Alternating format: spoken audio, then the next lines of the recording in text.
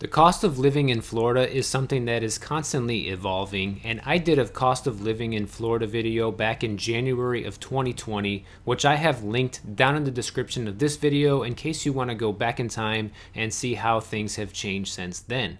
However, in this video, I'm going to give you an updated version of how much things cost down here in Florida, and we're going to start with housing, as that's one of the most notable things that has changed in the last year. And then I'm also going to cover a few things that I didn't cover in the last cost of living video, and we're starting right now. Starting with Miami, the median house price is $402,000, 2-bedroom, 2-bathroom apartment rental at $2,300. Tampa, $302,000, $1,500 for the rent. Naples, $388,000 and $2,500 for the rent. Panama City Beach, $356,000 for the house and $1,700 a month in rent. St. Augustine, Florida, $336,000 for the house, $1,675 in rent. Jacksonville, $230,000 and $1,200 for rent. Orlando, $292,000 and $1,495 for rent. West Palm Beach, $294,000 and $1,700 for rent. Gainesville, $228,000 and only $1,089 for rent. Sarasota, $327,000 for the house, $2,495 a month in rent.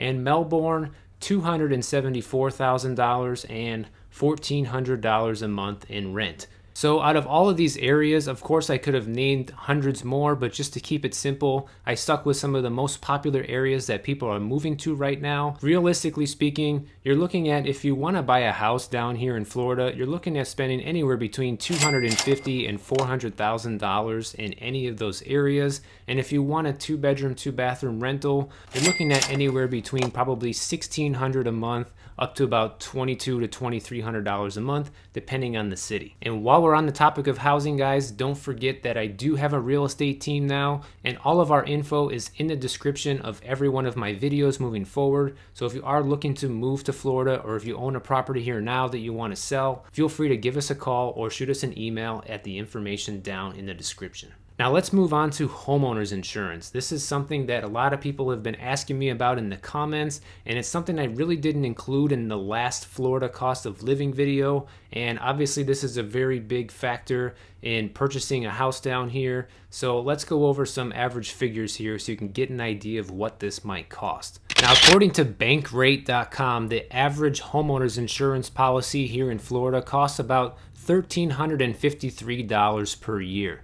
But that is just an average, and that usually doesn't include things like flood damage, sinkhole damage, or any type of hurricane coverage. I asked some of you lovely viewers to send me your personal insurance quotes from the houses that you own down here in Florida, and thank you to everybody who did this and participated. And I'm going to put up on the screen now showing how much some of you guys really pay here in Florida, and you'll see that it kind of changes, and it does depend on the value of the property, which we're not really going to go over in this video, but you'll get a good picture of how much the cost of insurance can change depending on the company and the type of coverage that people have. Now you can see up on the screen that this person pays $2,772 per year for homeowners insurance, and it looks like their policy does cover some sort of sinkhole coverage. I'm guessing that's what the catastrophic ground cover collapse coverage is. But it looks like that this actually does not cover any type of flood damage. This is just homeowners insurance.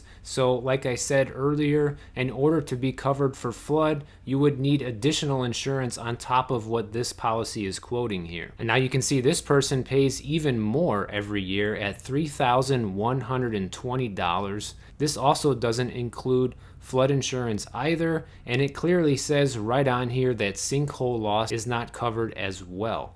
Although there is some hurricane insurance, so that's great because obviously that's a big threat down here in Florida. Now this one, you can see the price is almost exactly the average, which is pretty funny because this is actually my insurance quote from an investment property that I owned for a couple years. And the reason why I think it's so cheap is because the coverage that we had really wasn't that great. It definitely didn't include a flood, a hurricane, or a sinkhole, anything like that, the major things that can probably actually damage your property here in Florida. And it was from Citizens, so it's good to note that, because a lot of people are against Citizens because their coverage can be sketchy. Luckily, I never had to file a claim through them, but you can see this is as close as it gets to the actual average that we talked about earlier. This person is paying a very low rate every year at only $767, which really isn't that much at all. So as you guys can see, the cost of insurance down here in Florida can vary quite a bit depending on the value of your property and the type of coverage you have. And one note I want to make about insurance before we move on to the next topic is that my advice to everybody here down in Florida, if you're going to own a property, is insurance can be a scam, guys. Like, you can file a claim and it can take years, or maybe they'll deny your claim. Maybe you'll never even get the money that you're supposed to get. Look at the people who are suffering from Hurricane Michael. That happened 2 years ago. That didn't get their insurance money and things like that. So my advice to you is to just save as much money as you can for a catastrophe, because you never know when you might need it. And to be quite honest, the best insurance company is going to be your bank account. That's my personal opinion when it comes to insurance. I don't think that we should be required to have it. I know when you're financing, you have to have it. It is what it is, but in my opinion, I would rather pay the lowest amount for insurance as possible and have it there because I need to have it as a requirement, and maybe I'll be able to make a claim. But at the end of the day, I want to be prepared to pay for my own expenses if necessary, because you never know if that might happen. Now, utilities, I'm going to draw just from my own basic experience here. So this really hasn't changed too much since the last video, but I'll name them here for you anyhow. My electric bill is between $120 and $150 a month, obviously depending on usage, and I live in a 2-bedroom, 2-bathroom condo that's almost 1,200 square feet. So if you live in a big house that's 2,500 square feet, you're probably looking at about double that, and something smaller, probably closer to the $100 or even less a month range in electricity. Cable and internet is actually a little bit cheaper than the last video. I have it down to $120 a month, and I pretty much just have basic cable channels along with some movie channels and 100 megabytes per second download internet speed. The water I don't pay, that's included in the monthly HOA fee as it is in most Florida condos. But if you live in a house, you will have to pay your own water bill, and this is something that can kind of fluctuate a lot depending on your usage and where you live in Florida. As a quick example, the duplex that I used to own in West Palm Beach, which we recently just sold, the water bills over there were stretching now over $300 a month. I believe the last one we got before we sold the property was close to $330 in 1 month.